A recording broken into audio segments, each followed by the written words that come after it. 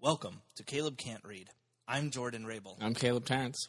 Welcome back, Caleb Terrence. I'm glad to be back, Jordan. Are you glad to be here? Yeah. Like, I didn't have a lot else going on currently. I mean, I could have been relaxing. I mean, this is pretty relaxed right now. It's a lot better now that we decided that our schedule is going to be whenever the fuck we want it to be. That's actually helped out immensely. It's been wonderful. Well, yeah. I mean, I just kept trying to tell you I appreciate it. Please, if you were a dedicated listener and you were actually attached to the schedule and to things coming out quickly, please feel free to message us and we will adjust. But I'm pretty sure no one cares because anybody I follow on YouTube, anything like that, I don't give a shit about their schedule. I just subscribe to it, and then when I see a new one, I'm like, oh, cool, it's fucking up, and I watch it and I'm happy, and that's it. Yeah, it's the same reason I'm not going to read any obituaries, just to make sure that, oddly, his suicide letter said that it's been 3 weeks since the last episode of Caleb Can't Read. Yeah, I don't think that's going to be a problem with any podcast, let alone Caleb Can't Read. So I don't know, man. I'm sure we got the fucking weirdos. No, dude. There's no way. We don't have a big enough following for that. No, our following is erratic and strange. Yeah. But hey, to all of you in Mecca for some reason, hey, thanks. Yeah, it just kind of pops up in random places until people get sick of it, just like me and Jobs. Oh, and then it moves around to the next location. Were you in this podcast? Yeah. Or me in this podcast. Hey, you heard that you got gifted a 23andMe kit, I think, or something? No, I had to buy it. Oh, you bought it. Yeah. Oh, you were curious. Yeah, I just wanted to tell my mom I weren't fucking Cherokee. How'd you get that idea in her head? I don't fucking know. White people mysticism things. Oh, yeah. God, I think... It's like, this will cancel out the white guilt. No, it doesn't. It doesn't. You can still be very conscious of genocide and where it came from without having to be a part of it. It's fine. What? Yeah, I guess. But so what were your results? You got those back? Exactly what we thought I was, which was half Irish, half Puerto Rican. Irish. Yeah. What do you want? I was hoping for less of a drinking problem from those two results, but that ain't happening. It's mostly from the poverty, actually. Well, our author today hates both sides of you. Is he? I mean, specific. Okay, I guess we're going to find out. I'm intrigued. We'll find out. I am intrigued. Holy, Jordan? Huh? Do you see what you did there? Did I segue into did a something? segue, Jordan. I want to bring it off track for a moment if I can, so then we don't segue so smoothly. I'm uncomfortable with it. Old English, please sponsor us. Anyway, we don't. It's not even visible. You can't have I'm drinking. Why have I been drinking it? It's not. You can't. It's not going to sponsor us. No one can see you drinking the Old English, man. I sent out an email once to see if I could get a T-shirt or something. What? And they just were like, they sent me. I'll wear it on the podcast. They sent me back a fucking. Shut up. They sent me back a email that was just like, for any concerns and questions, please reach this number. Like, okay, never mind. Well, let's get started, shall we? Yeah, man. Good. I'm glad that I could unsegue our way into this. You gotta stop doing that. Like when you ask fucking Viagra Boys to write us a jingle. And this was years ago too. So this is they were still big, but they weren't big like now. Yeah. That was fun. Fuckers left us on red. Yeah. That was wonderful. It was just a joke, but damn. I know. That was the funniest thing that they could have done, though. Scene. And remember, if you do know anything about these authors, please commentate. Let me know what you know. Me? Or the listeners? What? Why would I give a shit what they think? No, I'm talking Interaction? to you. I kind of care what they think. No. That's terrible. People are hate listening to us like they're hate watching Velma. I don't want that. No way. We're not that bad. No, no. This is not interesting enough to hate listen. Yeah, you're right. They get bored and it's switched off. Did that hurt? I'm offended. Where did that hit you? Right in somewhere between the testicles. John Lockwood Kipling was born July 6, 1837 in Pickering, North Yorkshire, England. He was the son of a reverend and as such was forced to go to Methodist school. As much as John's father wished his son to follow in his footsteps, he instead grew up to be an illustrator and an art teacher. One of his first big commissions was during the construction of the Wedgwood Institute in Staffordshire in 1863 when he was about 24 to design the outside facade of the school. What? The school? Outside facade. The outside of it. Okay. It was the outside walls. He was designing nice little...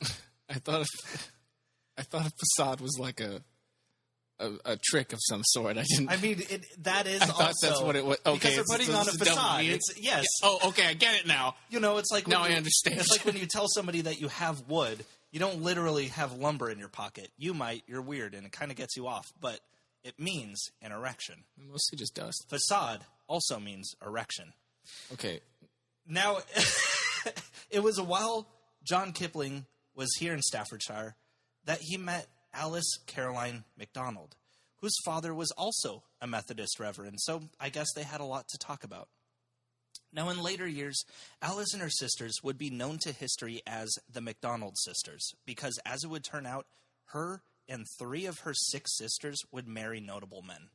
That's it. They're remembered throughout history as having fucked the right people. Have their own Wikipedia page and everything. Not just fucked, married. That's a little harder to do. Come on now. Alice's sister Georgina married an artist named Edward Burne-Jones. Agnes married another artist also named Edward Poynter.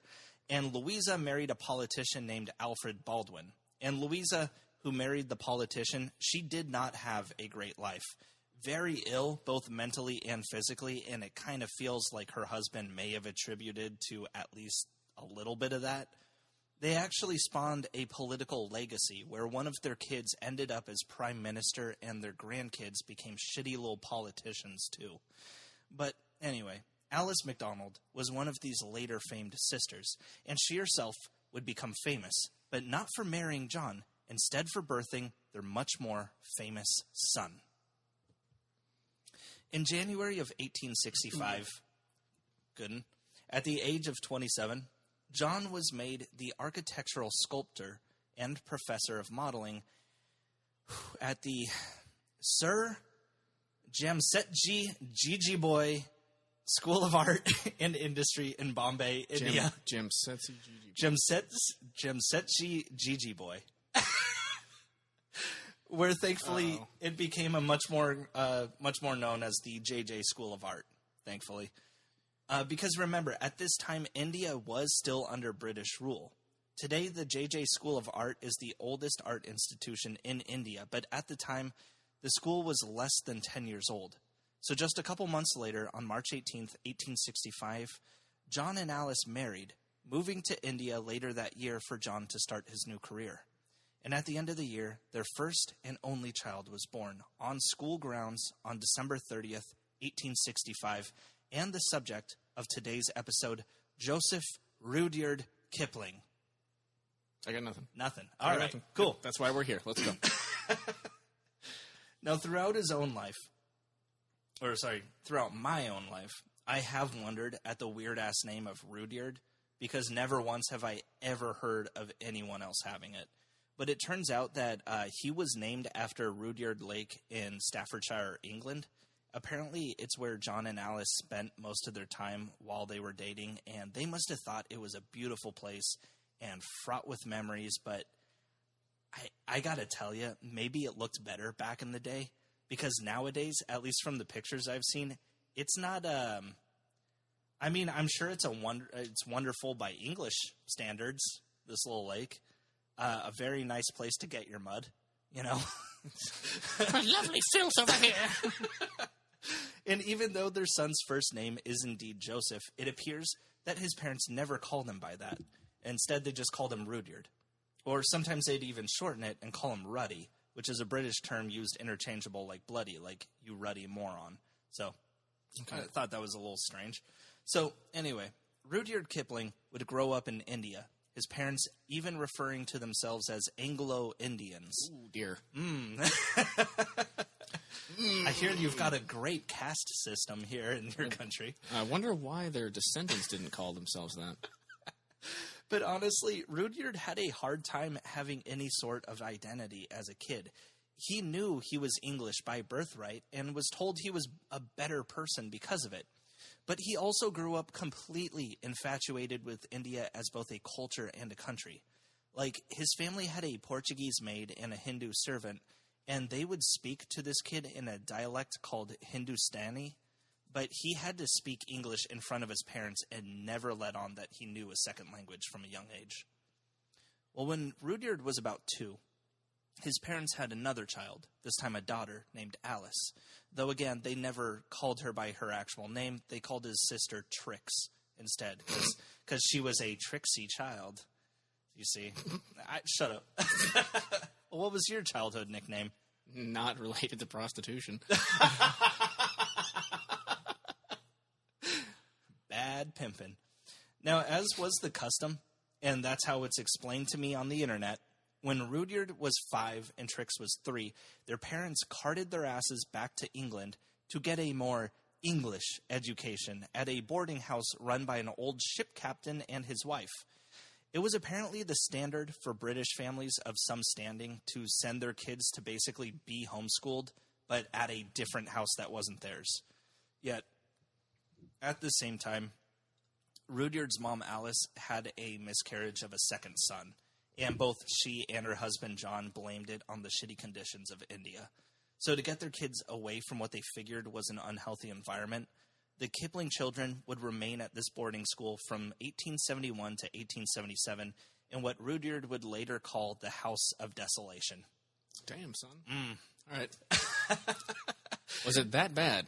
Well, the funny thing is was it Lovecraft bad? Describe Lovecraft bad. I remember just wailing aunts and such. The what? Never mind. Anyway, go on. No, what did he do? What?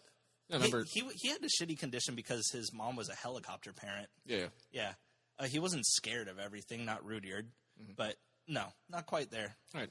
The funny thing is, though, is that the Kiplings had siblings in upstanding areas that would have been just fine to homeschool these kids, like get them a governess and shit like that.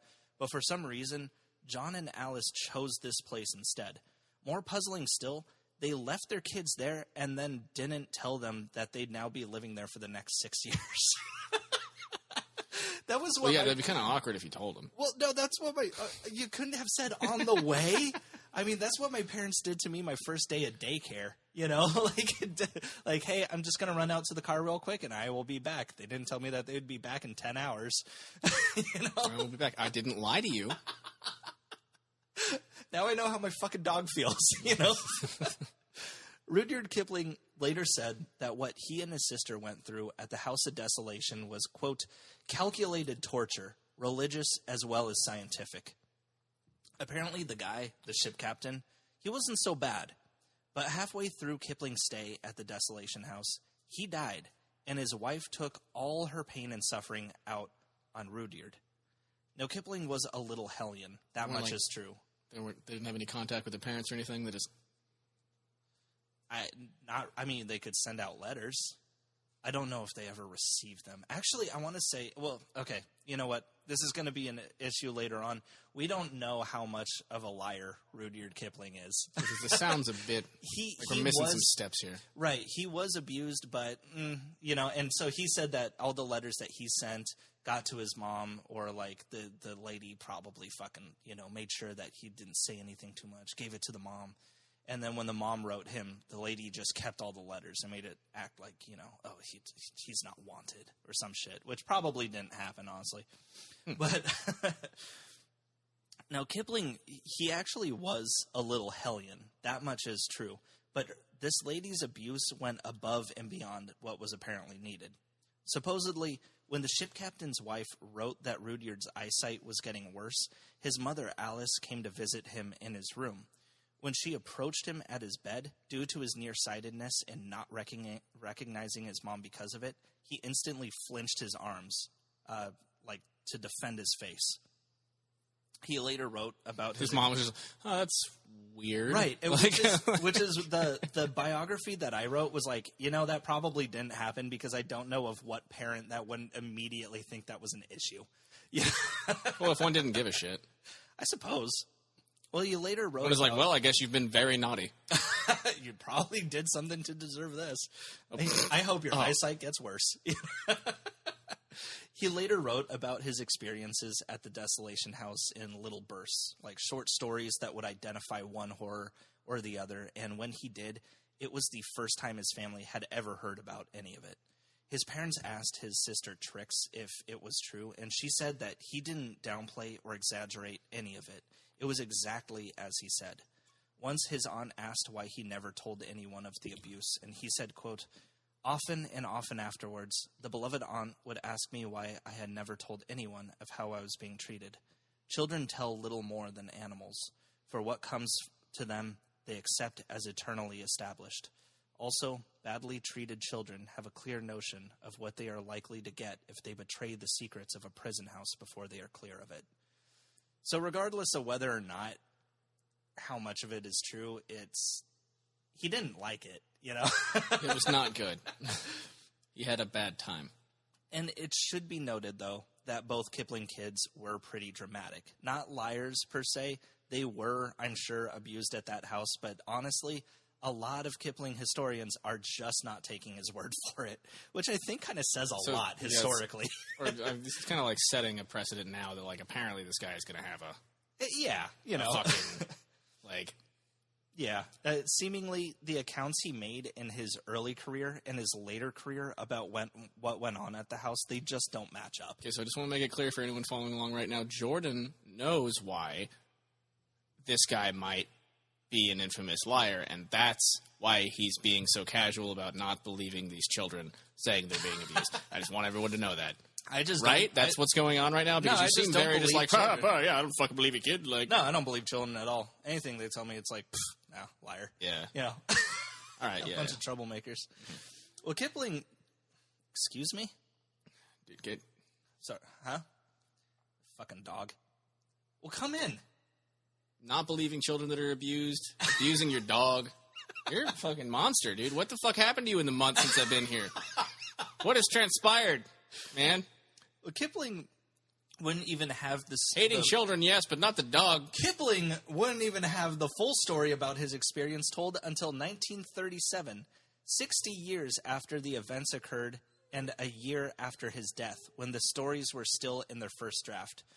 Can you open the door a little bit more? She's afraid of the heater, which is next to the door, so she refuses to walk through the crack that we have made for her. And there we are. Come on in. Here we go. There you go. You're going to say hello for about 10 seconds and fucking leave because I know you. Now, although the details are horrifying, Kipling says that this may have been what led to him becoming a writer. You see, at the time, Kipling would recount the atrocities he suffered at the House of Desolation in his mind, over and over again, trying to get the facts right for when he would inevitably tell his parents. That is, before he realized that he'd be there for another 5 years, and ultimately gave up on that dream and just resigned to his fate. But it was while he was recounting his abuses in his mind that he basically would add a paragraph space here, enter a descriptor there, basically making his torture into stories in his head. He said that his short vacation stays with their Aunt Georgie in London, the MacDonald sister that married the politician, was possibly the only thing that saved him from an early death at either the hands of the caretakers or himself. Okay, you get that, like, if he actually did experience extreme abuse, that, like, the lying and then, like, making up stories and additioning and, like, adding on to things like that could have been something that developed there from abuse, Oh, right? absolutely. Okay. Yeah. No, I mean, So maybe we shouldn't... No, maybe you shouldn't act like... You know, because it could be like he became a compulsive liar as a weird escapist thing when he was dealing with this. His lying isn't really going to become an issue in his life, but, well... I mean, you mentioned that he was racist earlier, so it's like... I suppose his lying did kill one of his children. Anyway. Okay. We'll get to that. Anyway. I mean, like, I don't know how big of a piece of shit this guy's going to be, but with the information you've presented me so far... I know, not problematic. We're harping on him a little bit. He must have done something fucked up. Look, I'm not harping on Rudyard Kipling as a 6-year-old. Because right now he's 6, Jordan. I know. He's still the same right? man. This is all I know. All right, okay? Fine. All right. I'm just saying. And his sister Trix, while she didn't have a great time either, apparently she fared a bit better. Not because she was a toddler, but because the old lady running the home wanted her to grow up and marry their son, which is fucking weird, dude. She was like 3. Well, who the fuck else is around this house? Come on. You're in London. I'm not fucking around. But how old's the son, just out of curiosity? He was maybe a few years older. But that's like a long time to be like, man, gotta wait another like 15 years. Yeah. It's fucking creepy. Well, the Kipling children eventually left the Desolation House in 1877, when Rudyard was around 12, so Trix was probably about 10, and moved to a part of Essex for the summer. Soon after, Rudyard was dropped into another schooling situation, this time in a village in Devon called... Okay, dude, get this. The town is named Westward Ho! Get the fuck with out a of here. fucking exclamation point.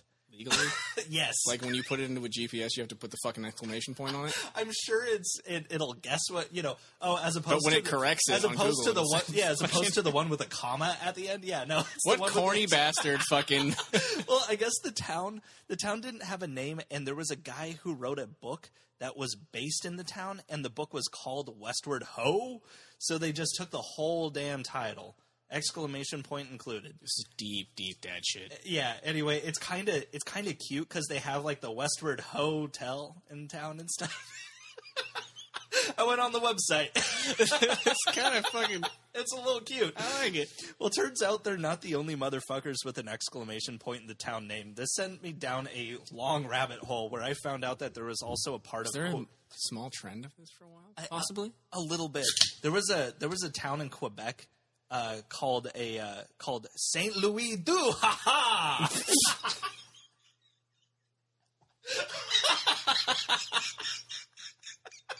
You had a good time there? I would never tell people where I was from. What a poor day to be a Canadian. My God.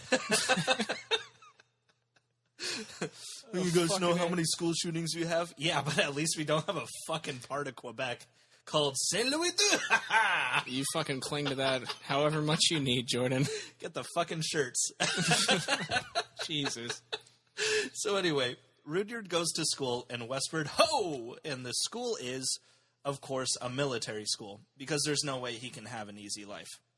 But it wasn't with the idea that he would, like, go into the military. It was just something that his parents thought kind of looked good on record. Actually, their idea for him was to get into Oxford once he finishes his training here, but by the time he graduated in 1882 at the age of 16, he did not have the grades to go to Oxford like they had hoped. The school even recommended, like, well, you can just bribe your way in, but the Kiplings didn't have... What? To Oxford? Yeah, no, they didn't have the money for that either. Bribe my way into school? Who does that? We're not from Princeton. Are you telling me that this system is actually based on class and not your... Oh, and I guess back then, people would call glasses gig lamps. And because Rudyard had glasses, his school nickname was Gigger. I will not be calling him that throughout. Jordan! Dude! Look, it was a piece of information I found interesting. Don't fucking play with that goddamn nickname. I'm not. I'm not calling him that at all. If I get one... If I hear one fucking... One what, Caleb? That better be the last fucking thing I hear out of you. Trust me, I'm uncomfortable saying it myself. Okay. I'm smiling about it. And by the way, I'll show you a picture of him.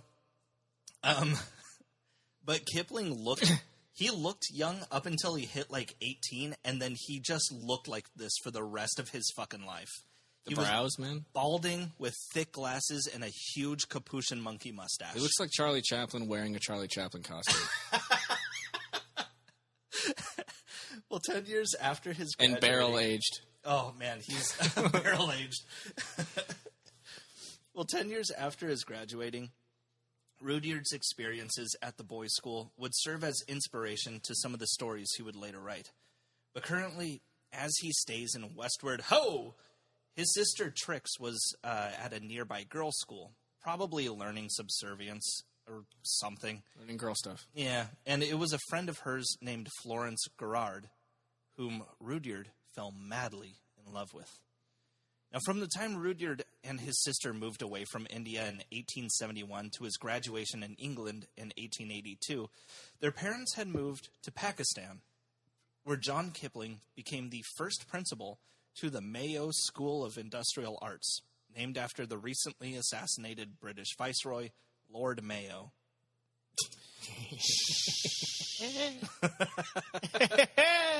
Once again, this art school is the oldest in its respective country, Pakistan.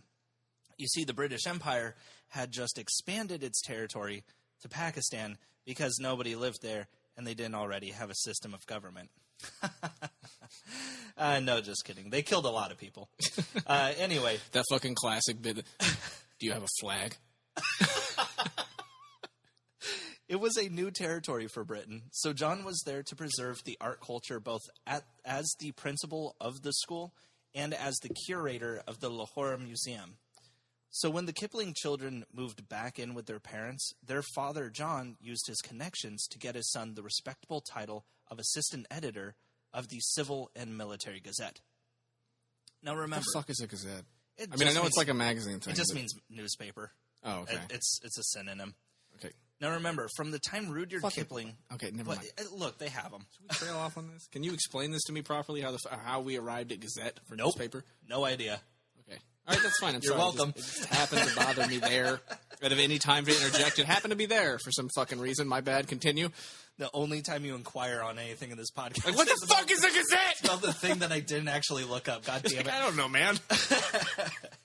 Now remember, from the time Rudyard Kipling left India and came back to Pakistan, he had nothing but bad times in England, the Desolation House, and the military school. So when he finally arrived in October of 1882 in the Middle East, he felt like he was finally home. But for the first 4 years of his career as an editor at the Gazette, the editor-in-chief worked him to the fucking bone, possibly trying to find reason to fire him. Not because he didn't like his work, but because his place there wasn't fucking deserved. One of the things the editor would do is have Kipling fill the gaps of the newspaper with poems. So it had to be just so many lines tailored to whatever page needed filler. So he went through like a weird writing boot camp? Yeah, kind of, yeah. That's essentially what it turned into. Right after coming out of actual boot camp, yeah. Yeah. But as it was... physical and then intellectual boot camp. Doesn't sound that bad. No, this guy's going to be a powerful racist. The strongest racist alive. His racism, it's over 9,000. It just burst through the wall. Honky. But as it would turn out, Kipling could write fast and accurate, and he never got tired of doing it. He was a human printer. One friend of his would later say that, quote, when he, Kipling, wore only white trousers and a thin vest, he is said to have resembled a Dalmatian dog more than a human being, for he was spotted all over with ink in every direction. Kipling's formative years as a writer happened when the editor-in-chief was replaced by a man named K. Robinson, who wanted to take the paper in a more creative direction. And knowing that Rudyard had a knack for writing, asked him to contribute some stories, not as a punishment, but as an artist. In less than 6 months, Rudyard Kipling had penned 39 stories for the newspaper. Some were poems, others were prose. And Kipling, as fast as he wasn't a one-draft-only kind of guy. You can see his manuscripts, and there are notes scribbled all over them from the changes he would later make. And K. Robinson, the new editor, he was so impressed with him that he transferred Kipling to the town of Allahabad to work on the sister newspaper, The Pioneer. Around this time, in 1885, Kipling became a member of the Freemasons. There really isn't much to say about it, but Kipling would later use the practices within the group in some of his works. So, the next year, in 1886, he released a book of poems called Departmental Ditties, which sold well in India because most of the stories... Sounds like a porn. Well, it can be. You masturbate to anything you want, man. Well, it sold well in India because most of the stories were about the dirty realities of the country, the crime, the people, but it failed to sell in London. What? I'm not making those two things synonymous. I'm just saying. I don't think you phrased that well. It was about the dirty... Okay, I'm gonna take you back step by step. It was about the dirty realities of the country, the crime, the people. Okay, that did not sound great. Whoa. No, because there's so much dirt. Whoa. No, wait. We're not getting better here, man. Still. Now, we only have a few rules here at Caleb Can't Read, and that's because I was assuming you had common fucking sense, and you seem to be kind of teetering there. I don't know what we're going to do about this. It's weird how you keep calling him by his nickname. Still, Kipling was happy with the success he had at home. And the collection does have this one poem in it called My Rival, and it just reminds me of you for some reason. I go to concert, party, ball. What profit is in these? I sit alone against the wall and strive to look at ease. The incense that is mine by right, they burn before her shrine, and that's because I'm 17 and she is 49. I cannot check my girlish blush. Fuck you. I cannot check my girlish blush. My color comes and goes. I run into my fingertips and sometimes to my nose. But she is white where white should be and red where red should shine. The blush that flies at 17 is fixed at 49. I wish I had her constant cheek. I wish that I could sing all sorts of funny little songs, not quite the proper thing. I'm very gauche and very shy. Her jokes aren't in my line. And worst of all, I'm 17, while she is 49. I can keep going if you want, but it's very much just that. Some, like, weird Dr. Seuss with a MILF fetish shit. And, like, it's quite your speed. Fuck you. No, it was during this transitional period, going from the one newspaper to the other, that Kipling not only released a book of poetry, but a collection of short stories as well, most printed from his time at the Civil and Military Gazette, called Plain Tales from the Hills in 1888. And as a testament to how fast Kipling could think and write, he published 6 more short story collections that same year alone. However, as impressive as this would be, there is strong evidence to suggest that his sister Trix helped him write these stories, but by how much, no one will ever truly know. And most of the stories are just tales from India, whether they're ones that he himself made up or old legends being written in English for the first time, like a story of his called The Phantom Rickshaw. But what's funny is that as he pushes out each collection, you can apparently see Kipling getting better and better as a writer in like this 9-month span. New narrative techniques, new themes. He becomes a full-fledged writer through sheer practice, which is cool to see. However, something that Kipling apparently never learns to do is connect the dots in his drafts. He'll have things fully fleshed out in his first draft of a story, but then when he comes up with a better line here or there for the second draft, he'll completely omit essential information by mistake and like never put it back in. And for some reason, he never, ever noticed this. Like, the information was there in his head, so he thought, like, if he thought he neglected to tell the reader something important, he'd be like, no, I didn't. The answer is right there in my brain, you know? So from all these collections he produced in this 1 year alone, Rudyard Kipling does have one collection called Soldiers 3, which are specifically stories of him and his 2 fuck-up friends bumbling their way through military school in Westward Ho. And while we won't go over any of these stories, just know that he clearly has a love for these characters because they come back again and again for the rest of his life. Now, Kipling knew this was a shit ton of work to publish, and by no means would any one publisher want to distribute some unknown's huge body of work on a gamble. He was just submitting that? Well, yeah. But Rudyard Kipling didn't go to a publisher. So what are you submitting? Oh, no. Here's everything I've ever written. Sort through it, see what you like. What the fuck, kid? No. Yeah, exactly. Like, no. Yeah. But what he did instead, he didn't go to a publisher. He went to a business called A.H. Wheeler and Company. You know those, those kiosks at train stations and shit that sell newspapers and How much fucking time do you think I spend at train stations, man? I thought you were born there. Why would... No. It was a gutter, you fool. No, they've got, like, little kiosks because people are, like, jumping between trains. They've got, like, fucking... Like in an airport? Yes, exactly. Okay. Well, I'm just saying, because he went to a train station and airports didn't exist back then. I'm just saying. Then fucking, well, would you try to make me understand, say airport? Well, they have those at train stations. Anyway. God, you're terrible at this. In India, these kiosks were made and operated by A.H. Wheeler and Company. So Rudyard approached them directly and said, hey, wouldn't it be cheaper for you guys to make your own books and sell them to travelers? And it worked. This is actually the same story of how Penguin Books got started. Well, the 6 collections that Kipling wrote after Plain Tales from the Hills were the first pamphlets featured on what was called the Indian Railway Library. And the covers were illustrated by his dad. His sister even published a pamphlet of her own under a pseudonym. But this idea of Kipling's was brilliant for a whole other reason. Since the books were being sold almost exclusively to people who were traveling, it meant that Kipling's works would make their way back to multiple countries around the world. Now he's out there fucking anywhere. Just wonderful. It was a great idea. Just living it up. Yeah. Now, out of all the stories in these collections, there was one that stood out among the rest and gained Kipling his first bit of literary fame. The Man Who Would Be King. The story is of a journalist making his way through India, and it's pretty obvious it's supposed to be Kipling himself. What do we call that again? I-novel? Sure. But it's not a novel. The one thing that you seem to remember from fucking episode 2. I don't fucking know why. It just stayed there, man. For some reason, your presentation just stuck into my brain that one time. I don't know why. Can't remember the rest of the fucking writers have done. Can't remember anything that's happened. Oh, good, because we're about to do Marquis de Sade Part 3. Awesome. No.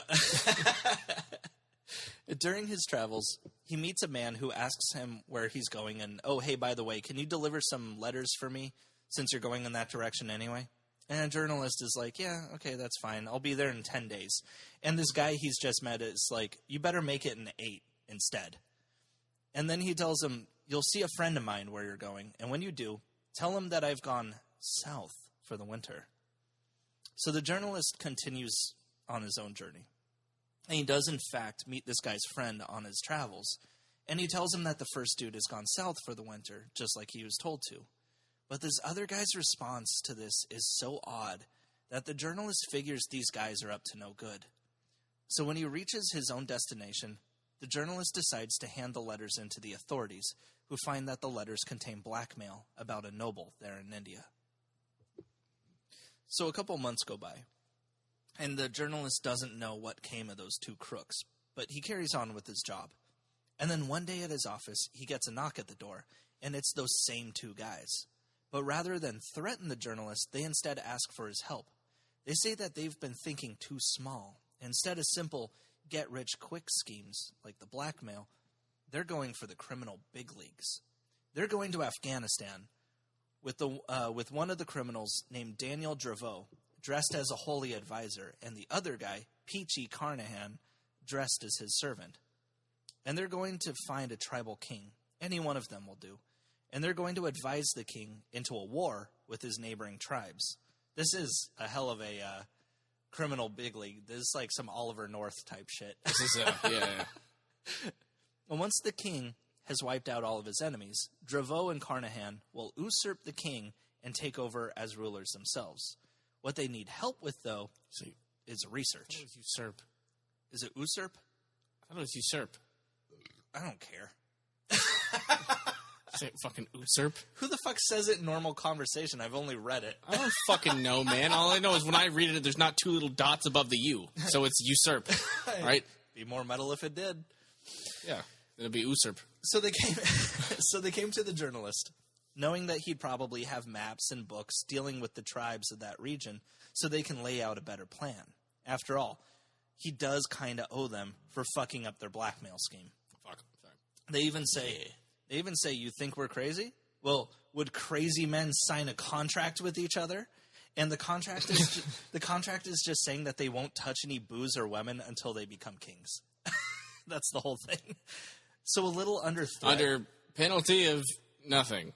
Don't worry about it. But it's in writing. I mean, I feel like you're under penalty of a lot of things if you wander into fucking Afghanistan just looking for a tribe to like, hey man, you should go to war with people.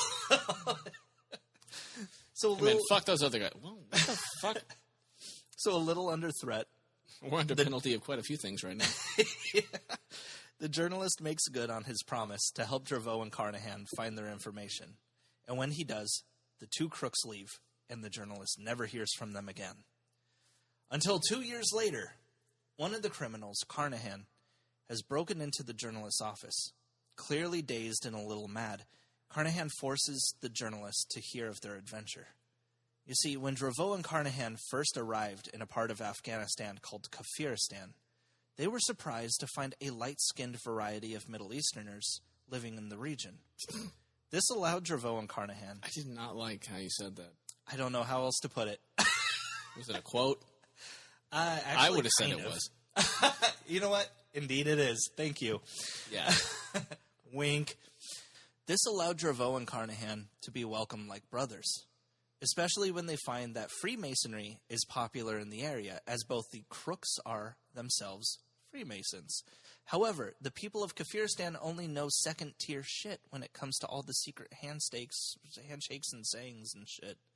But Draveau and Carnahan are third-level Masons, so they show their knowledge with the king of the area and are immediately treated like gods.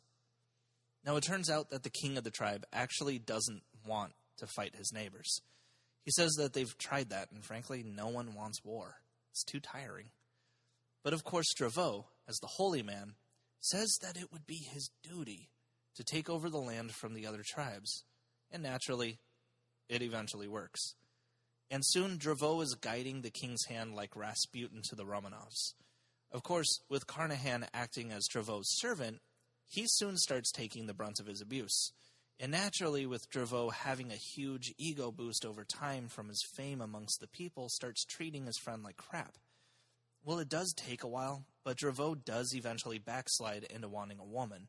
And Carnahan's like, dude, we said no girls. But Draveau's like, I'm not talking... You said no hetero, bro. He's like, I'm not talking about girls, man. I'm talking about a queen. Look, we said we weren't going to touch women or liquor until we became kings, but aren't we kind of just like that already anyway? Well, despite Carnahan's protests, Draveau sets up a traditional marriage with a village girl anyway. But remember, over the last year or so, Draveau and Carnahan have been seen as gods, and they haven't been correcting anyone on that fact. So during the wedding, Draveau's bride is terrified. And when he goes in for a kiss, she fucking bites him. And Draveau says, like, Jesus, would you fucking relax? We're not gods or kings, we're just men. Who the fuck is that? Well, this causes a sharp division in the tribe. While Draveau and Carnahan have their loyal soldiers, they're quickly outmatched by the rest of the tribe's army. Draveau is lynched over a bridge while wearing his royal crown, and Carnahan is crucified between two trees. However, he survives. The people of Kafiristan become frightened when Carnahan doesn't die under their torture, so with a little inclination that maybe at least he's a god and his friend Draveau wasn't, they let him go. However long it takes him, Carnahan does make it back to India, where he then breaks into the narrator's office and waits to tell his tale. When he finishes, Carnahan takes out a sack and dumps out Draveau's severed fucking head on the desk, like crown and all. And he then scoops it back. How much can I get for that? I'm in a bad way, man. I'm down bad, man. I really need some fucking smack. Fucking help me get it off the head, please. He then scoops up the head and he puts it back in the bag, and he says he'll never part with it before making his way out of the journalist's office. I imagine through, like, just the fucking window or something. Just the doors that... Oh, okay. Barry, you fucking weirdo. Christ. Well, a day later, the journalist sees Carnahan walking around in the sun without the bag. He picks him up in his carriage, and it's clear that Carnahan doesn't recognize him. He drives Carnahan to an asylum, and the whole way he sings nursery rhymes. Checking up on him the next day, the journalist finds that Carnahan died of a sunstroke. Now, I will say, back then, people wore hats all the fucking time. It was actually mentioned in newspapers how much of a hurry people would be in if they, like, leave a burning building or something. And they'd always mention, like, he was in such a rush that he left without his hat. Like, it was a big fucking deal. It was as normal as, like, seeing a person walking around with pants. Yeah. Yeah, men who don't have hair probably made that a thing. Man, hitting low for our demographic, huh? Watch, maybe in a year or two it'll hit me. But until then, I'm going to swing this. Swing this whole pomaded dick around. Swing this fucking hairlined penis. Like... So, like, when the narrator is talking with a nurse at the asylum, she's like, you say he was walking around without his hat for half an hour under the midday sun? Well, no wonder he died. Anyway, The Man Who Would Be King was a phenomenal hit. The title itself is used in a ton of shit. You may have heard someone mention it before. And it's still a popular story to this day. In 1975, it was a John Huston movie where Sean Connery played Draveau and Michael Caine played Carnahan, and Christopher Plummer played the journalist. That's a great fucking cast. The story itself is probably still mediocre, but still. The story was probably based on actually a few different Englishmen who have tried the same shit as Draveau and Carnahan did. Some did make it, and others didn't. Their stories are quite gruesome. But what's funny is that this story was one of the only mentions of Kafiristan for like the longest time. It really was the name of one of the provinces of Afghanistan way back in the day, but because no one bothered to visit for trade, it was only mentioned in like a few places throughout the entire world.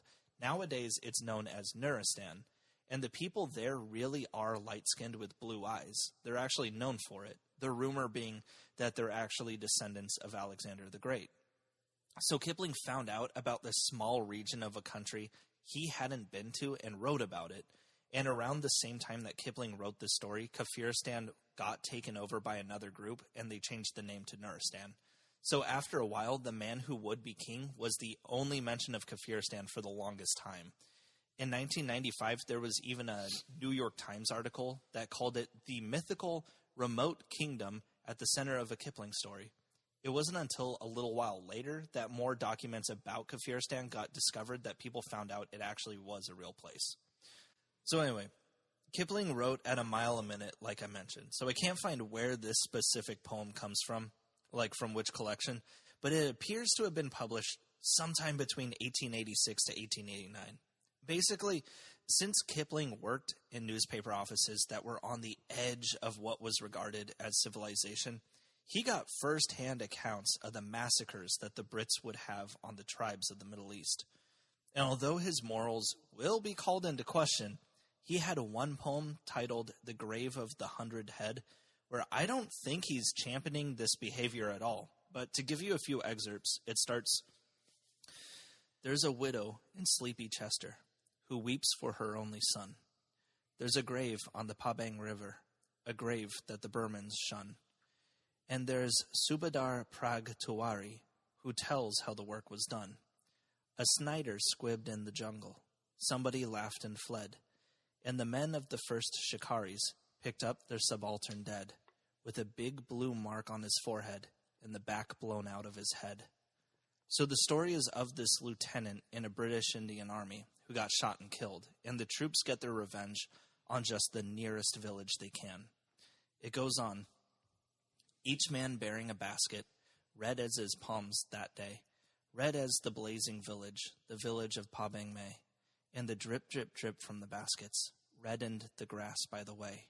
They made a pile of their trophies, high as a tall man's chin, head upon head distorted, set in a sightless grin, anger and pain and terror stamped on the smoke-scorched skin.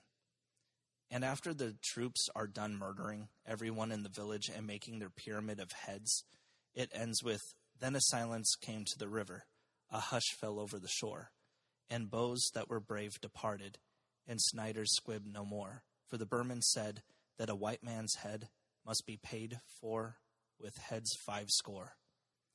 Anyway, while most of Kipling's work is jovial, I wanted to point this one out because it was the darkest one of his that I fucking read. White man's head must be paid for 50 more. 50 more. Oh, so, okay. like, for every white man that you've got dead, you're going to kill at least 5 more of whoever.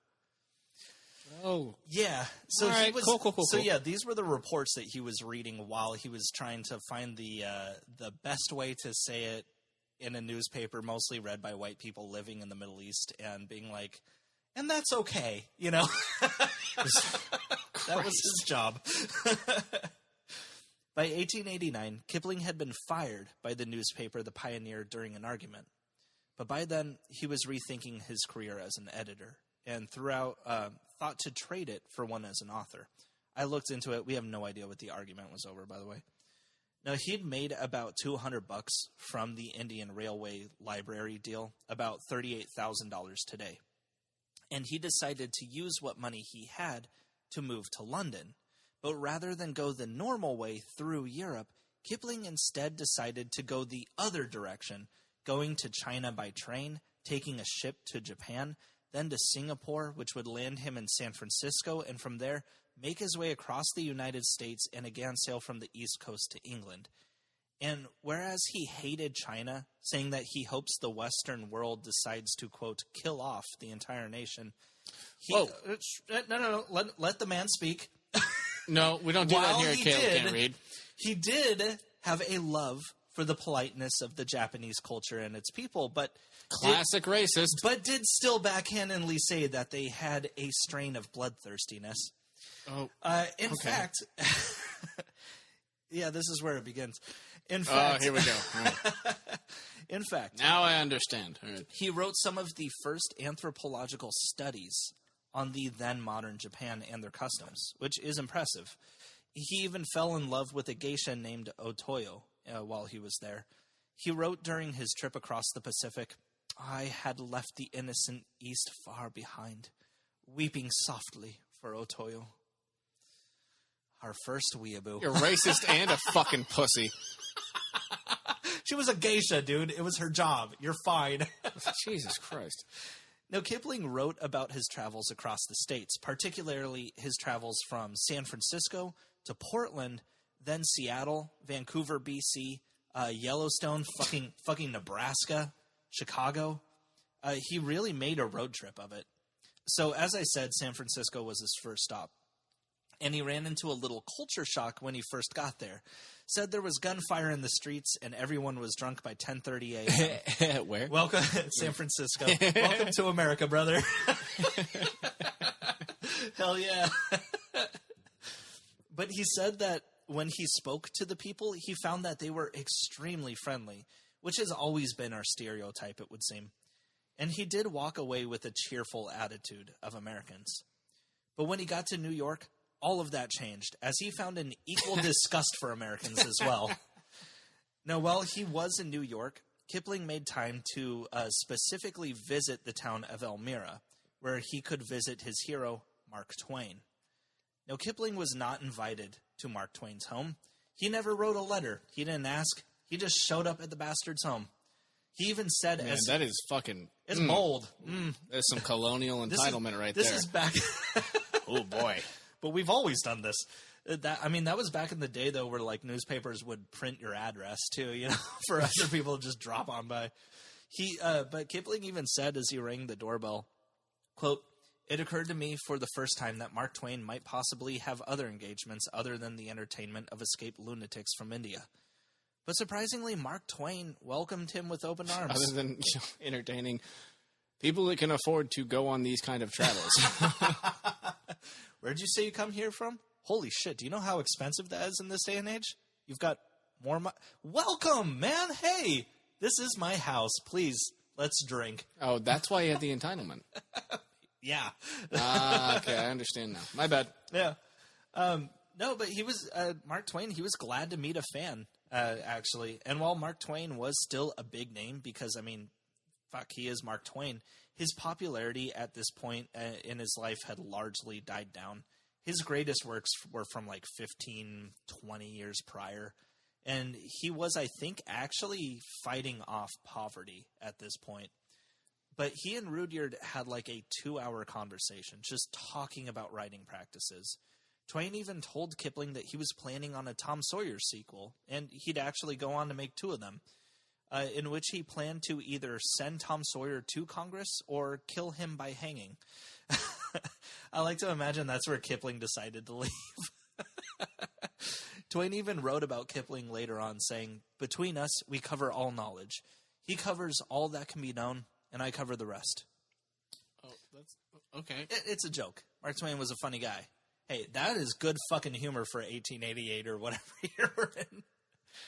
Oddly enough, when he published all his travel notes a couple years later in 1891, it was pretty evident that Kipling didn't care for most of America, but he really fucking liked Oregon. He went salmon fishing in the Clackamas River and, quote, wept tears of joy. He believed that any man who had never felt the strike and seen the leap of an Oregon salmon had never really lived and was cheated of his birthright. You guys ever been to Casa Diablo? It's there next to all the ports. So it's gnarly as hell. It's so beautiful. And salmon, yeah. I think they might have vegan salmon there. It's wonderful. Yeah. But apparently, as like historians have looked at it, he probably caught steelhead and no one told him. Don't know your fish, loser. Don't make him cry, please. Just tell him, good job, Kipling. Woo! There's a boulder near his fishing spot. Man, we both played Red Dead. We know what a salmon looks like, apart from a steelhead, for Christ's sake. I mean, come on. Wait, was that a joke? Have you never been fishing? No. Man, I'm going to give you the father experience you never had. We're going to go camping. We're going to go fishing. Really? You're going to cry and want to go home, and I'm going to hit you and tell you no, not until tomorrow. Dude, fuck you. I have to go outdoors for my job. I'm not doing it on my fucking free time. You know what I'm doing on my free time? I'm fucking staying in, but it's going wonderful. to restaurants, going to movies. You go to a hard-to-find little government building where you spend $100 at least minimum to be able to have the privilege to camp outside, you know? I'm good. Okay. Well, there is a boulder near his fishing spot in Clackamas River now called Kipling Rock, actually. I thought Pick a random fucking boulder. Probably. All right. So anyway, Rudyard Kipling finally made... Yeah, sure, man. Why that fucking bigger rock right there. Where was he? Right there. Pay me money. So he finally makes it to London in October of 1889. So to recap, he got fired, made a road trip, and made it to London all in 10 months. Once in London, he found a place to live that was in between a music hall and a train station, so he got very little sleep. Still, he continued to write ferociously just as he had in India. Now, while most of his career would be composed of short stories that he published just here and there, within 2 years, he had enough fame that it was actually expected of him to write a novel. Like, everyone saw that what he had done so far as leading up to something big. Now, I only mentioned this chick in passing, but Kipling's sister was roomed with a girl named Florence Gerard when they were in Westward Ho! And it turns out that Kipling kept correspondence with this girl Florence over these last 2 years via letter. And while he, for some reason, thought they were engaged, Florence just saw Rudyard as some fucking guy, and she eventually stopped writing him. Will you marry me? No. Okay. Oh, wow. why? This is really interesting code here. Let's break this down. Let's see. Goes to Japan, falls in love with a geisha, thinks that a woman is interested in him when they're not. Doesn't know how to fucking fish. Sounds like a weeaboo to me. You fucking simp, bud. Well, in response, Kipling sought her out while she was studying at an art school in Paris, which is another country away. And no one knows what happened, but he would never see Florence again. So just showed up fucking uninvited to a, wow, what are you doing here? Well, I was in the neighborhood. Where do you live? London. Oh, creepy. But, hey, from this whole experience, what do you know? In just 3 months, he had published his first novel at 26 years old called The Light That Failed. Damn. All this happened before 26? Yeah. Well, he fucking writes fast. It's about this... Fast as fuck, boy. Sorry. It's easier when you do a Naruto run when you're in your fucking desk. It's about a soldier named Dick Helder.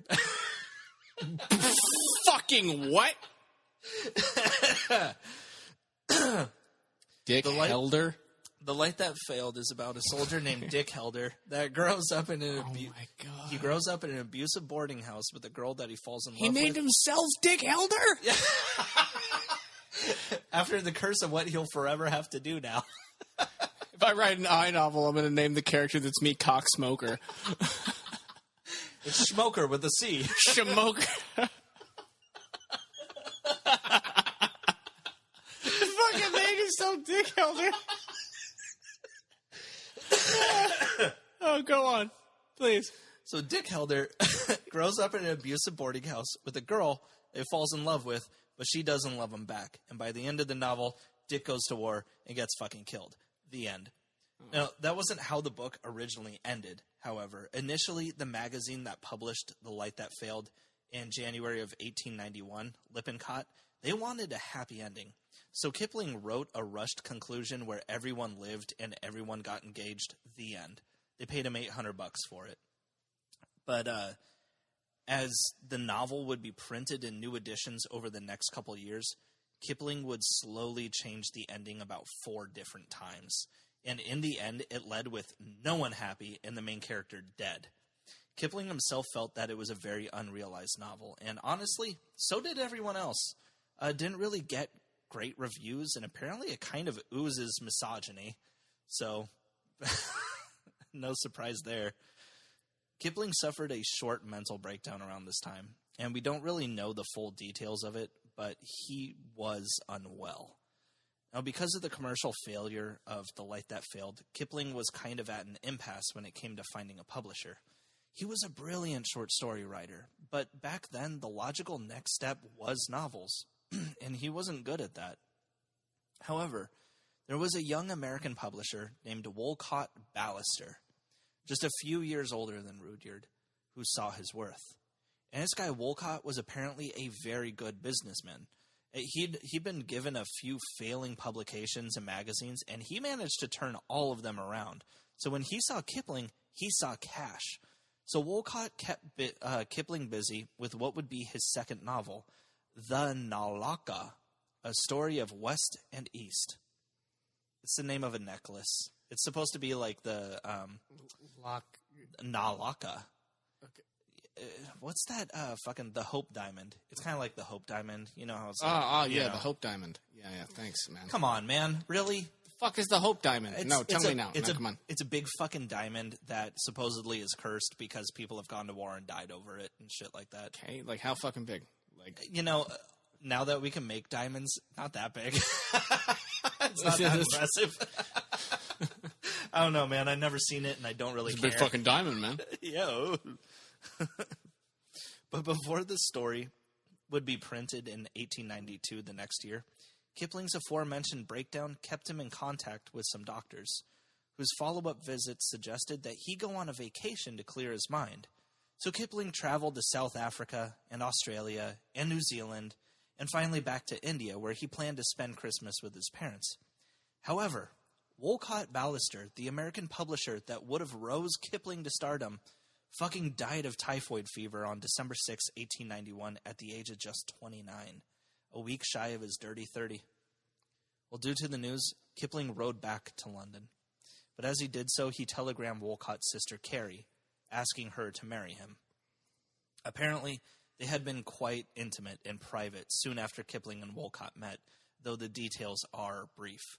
What we do know is that in just a month's time, Kipling arrived in London for Wolcott's funeral. He published another book of short stories and then married Carrie Ballister on January 18th, 1892, while she was 29 and he was 26. And no one from either side of the family were happy for them. No. Kipling's parents believed Rudyard was marrying down, and one of Carrie's other brothers said, quote, "She is a hard, devoted, capable little person whom I don't in the least understand his marrying." Wow. Yeah. Just going to build it up like, hey, we're going to give like weird passive-aggressive compliments and then just drop it. I mean, they are siblings, Their honeymoon at first took place in Vermont at the Ballister Estate, then in Yokohama, Japan.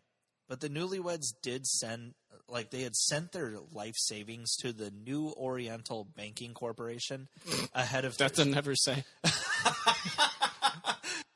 But anyway, so they sent all their money to that banking company ahead of their journey so they'd be able to spend lavishly while they were there, only to discover upon their landing in Yokohama that their bank had been foreclosed, and with it, all of their fucking money.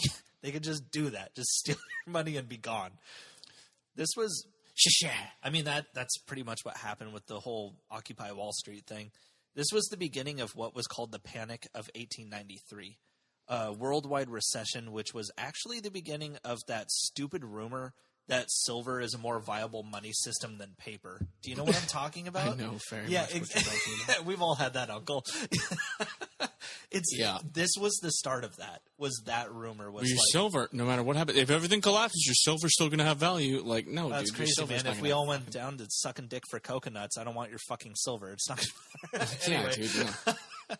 Oh man, I need to build a shelter. I need food right now. I've got some silver here. Oh, fucking excellent! Let me do it for you. You know what? You and your whole family. Wow, this stuff looks really nice. I just love to hold silver in my hand and jiggle it around, you know, just kind of jingle jangle, you know, but it's crazy. I'll take anything. I'll take mercury. Mercury. So this news about all of their money gone, Rudyard and Carrie actually kind of took it in stride. They kept what was in their pockets and they went back to Vermont where they rented a cottage for $10 a night, about $300. Kipling did eventually release that book, by the way, the Nalaka, the one that Wolcott was going to help him with. And it failed fucking worse than his first book. Yet this time, Kipling didn't really seem to mind, you know? He was happy with being recently married. And before Rudyard's birthday on the 30th of December, 1892, and Carrie's birthday on December 31st, their daughter Josephine was born on the 29th. You know? Perfect. 29, 30, 31. Beautiful. Now, the winter of 92 was harsh, and the addition of a baby felt very crowded to Kipling.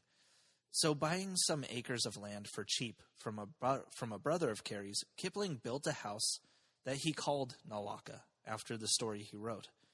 And it was here that he would write some of his most famous work. They also built a greenhouse, a barn, and a tennis court on the property, so don't feel too bad for them losing their money in Japan. Oh, yeah, no. Not for a fucking second. We have a lot of money. What should we do? Another addition to the house? A tennis court. No, fuck you. Anyway. They're all lemon grab. It kind of feels that way. So Kipling stuck with short stories and poems before his next major work in 1893 called Mini Inventions, which, again, it wasn't that successful, and Barrack Room Ballads a year earlier in 1892, which was. Published by Methuen Publishing, Barrack Room Ballads had a few poems of note. And I will preface this by saying, to my untrained eye, Kipling is a fine poet, but apparently there are things he does that piss off as well as excite real poets. And I mean that from all generations, not just his own. Basically, it seems like Kipling's... He was an ideas man, but he can't quite execute the thing he's trying to say. For instance, one of the more famous poems from Barrack Room Ballads is a poem called Danny Deever, about a soldier who kills one of his own in India and is hung for it. Now, the poem itself is made in dialogue between two soldiers, one of whom knows what's going on and the other one who doesn't, and that's how, you get the story. They both speak in a poor English vernacular, which is annoying, yes, but... Wait, like written? Yeah. Oh. But, I know. But also, it wasn't... he writes out the accent? Yeah, but it wasn't really done up to this point. So he spells out You know words why it wasn't done? Because it's annoying. Because it's not a good idea. It sucks. I hate it, man. That was our biggest issue with Their Eyes Were Watching God, was everyone was like, don't want to read in a Southern accent anymore. Stop. Yeah. So, yeah, you'd spell out the words rather than say it. What's all this then? Would all fucking be there, that kind of shit. But the rhyme scheme is also... bugger in my ass. The rhyme scheme was also in this AAABA fashion to mimic that thing that they say in the military. Left, left, left, right, left. I mean, that's good shit. But again, Kipling didn't really stick the landing on it. It's kind of hard for somebody who's not really that trained on doing something new, And still, Danny Deever is, even today, a known phrase for someone who commits treason in the military. And as I'll point out, a lot of Kipling's stories were about army life in India. Mostly because when he was working as a journalist, those are the stories he'd see reported.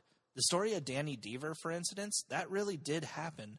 When a few soldiers with a grudge towards their commanding officer, they drew cards until Private George Flaxman got the ace of spades, giving him the duty of putting a bullet in the head of Lance Sergeant William Carmody, sending him to execution by hanging. Oh, my God. What? I have so much more respect for Lemmy. And I didn't even know that was possible. Now, Kipling, he also had a poem called Mandalay, based on his experience in Burma when he first made his way to London from India, specifically about how hot Burmese girls are. Wait, when did that happen? No, back up. Back up to the Ace of Spades story. I'm sorry. What? Back up to the Ace of Spades story. What? What about it? No, back up. What time period was that? Late 1800s. Late 1800s. Yeah. Okay, and this was common knowledge in Britain. I maybe. Okay. I don't know. I don't know who. I didn't ask them. Okay, go on. So, anyways, he wrote this poem called Mandalay about how hot Burmese girls are. I love the Burman with the blind favoritism born of first impression. When I die, I will be a Burman, and I will always walk about with a pretty almond-colored girl who shall laugh and jest too as a young maiden ought. And there is a bit of imperialism in this poem, but not as much as the next two I'm going to mention. Fuzzy Wuzzy is a poem about the Hadendoa warriors of Sudan, and Fuzzy Wuzzy describes their hair. Yes, this poem largely popularized a new slur for indigenous black people that Kipling created and was used to regard them all the way through World War II by at least the Australians. Wait, excuse me, Jordan Rabel, can you say the slur one more time? I don't want to. Gigalams? But more problematic and most popular is the poem Gunga Din. Do you know this? Do you know this one? Oh, no, but it sounds bad. This poem is actually quite simple. It's the tale of an Indian in the English army with a titular name whose job it is to bring the soldiers water. And no matter how bad the battles get, Gunga Din braves the war zone to do his duty. But no matter how quick he is, the soldiers whip and berate Gunga Din for never being fast enough. When the soldier recounting the tale talks of how Gunga Din died to save him, he recants his abusive ways, saying, "Though I've belted you and flayed you by the living God that made you, you're a better man than I am, Gunga Din." And it goes without saying, but just like Fuzzy Wuzzy, Gunga Din became a new slur for ethnic people as well. And I fucking figured, man. I have personally... It has that ring. I have personally heard this one not die out. Ooh. Of course, there are a few people out there who treat the name with respect, calling people who are hardworking by that name. But I don't think my uncle's ever read Rudyard Kipling, so I'm going to go with not that. Yeah, go ahead and... Okay, anybody listening, never fucking say that. I mean, or, I can't control you. I hope you're adults. But, if you try to defend it by saying, you're just hardworking, I've met some white trash people with a similar philosophy about a different phrase, and that did not work well for them. The funny thing is, and we'll get to Harriet Beecher Stowe someday, but the author of Uncle Tom, it was actually somewhat a title of respect up until a certain point in time where it's no longer a term of respect. So, yeah, you cannot use Uncle or Gungle. You can no longer use... Dude, your mouth is just a flurry of racism right now. This is... Holy shit. It's getting all twisted in all this racism. There's so many things. So many slurs I wanted to yell. Fucking Christ. Yeah, no, you can't use Gunga. You're fucking unearthing slurs, dude. You're like a fucking racial slur necromancer. This is fucked, man. You're welcome. I never heard of fucking this shit in my life. So anyway, one of the things Kipling would be known for is his imperialist views, which will become much more evident in our second episode. And one theory states that he actually learned these views from the military school he attended in Westward Ho! But this probably wasn't... But that probably wasn't the case. As it turns out, the military school Kipling attended was pretty lax. They didn't have any bugle trainings or roll calls or shit like that. The school was mostly comprised of kids that had been kicked out from other schools already. And this school in particular was seen as one that, if these kids go to war, they will be the cannon fodder. Oh, yeah. So, no, he didn't learn anything there. My kind of people. Let's go. Yeah. Now, while Kipling was making a name for himself as both an amateur poet and a short story writer, it was in 1894 that he would finally be seen as a successful novelist. The book he was writing actually started out as an idea Kipling had back at the little cottage he and Carrie lived in before finishing the novel at his Vermont home. Quote, "It chanced that I had written a tale about Indian forestry, work which included a boy who had been brought up by wolves. The pen took charge, and I watched it begin to write stories about Mowgli and animals, which later grew into the 2 Jungle Books. Brick by brick, I will deconstruct your childhood with racism." Dude. I mean, like, I didn't really like that one that much, but That's a great movie. I mean, it's good. It just for some reason didn't really stick too hard in my memory. My sources today: My Rival and The Grave of the Hundred Head from Vampire and Other Verses by Rudyard Kipling. Wait, are you telling me right now the Jungle Book was not written by an Indian person? He's Anglo-Indian, all right? It's practically the same thing, except you're a little better. Okay, cool. No, I understand. I understand. Yeah. Anyway, Vampire and Other Verses by Rudyard Kipling, Little Leather Library Corporation, 1920 to 1924. Wow, is that around anymore? Little Leather Library. Sounds kinky. It was door-to-door salesmen selling. Actually, you'll see them up on that shelf there. The tiny little fucking green leather books. Christ, they look like they're rotting. Is it because they're made out of skin? Yeah, and not well. They were sold by door-to-door salesmen, and they got my fucking grandma in it. So there's those and some Shakespeare in red leather. They look fucking mummified. Oh, they're disgusting, dude. The smell on them is horrible.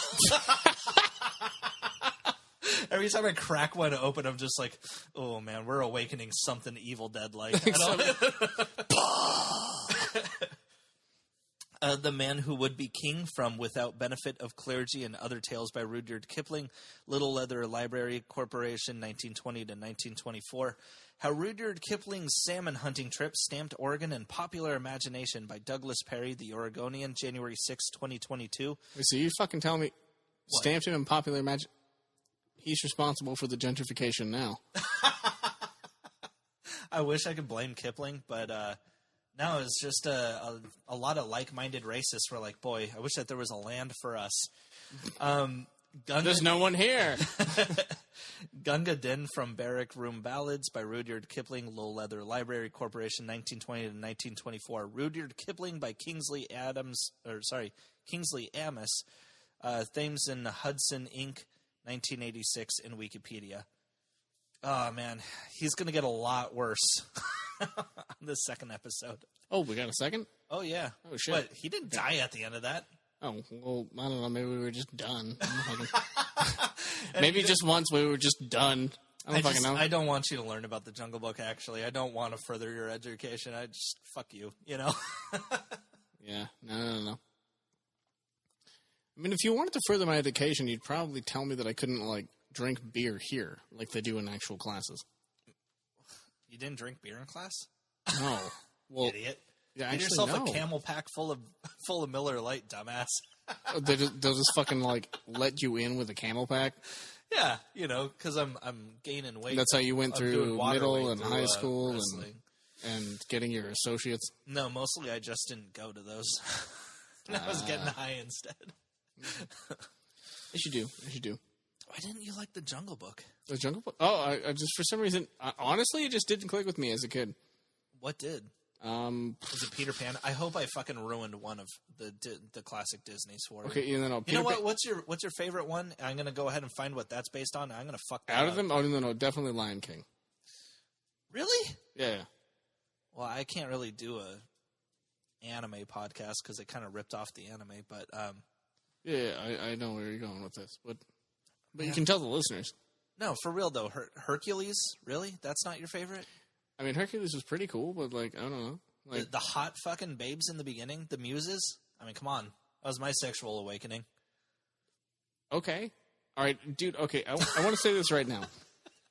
Any of you, it's been a common thing with, like, cartoons and things, and, like, childhood. If your sexual awakening was a cartoon, you're fucked. I'm sorry. No, man. It should have been something else. No, you got to evolve past that, though. No. Hey, man, Space Jam, Lola Bunny. That got a lot of people fucking... but you then got a lot of people into being furries. No. They left it behind. No. Surely. What? What's a furry? You know, the only thing they leave behind is fucking diapers and hot tubs and hotels. Okay? That's what Lola Bunny did.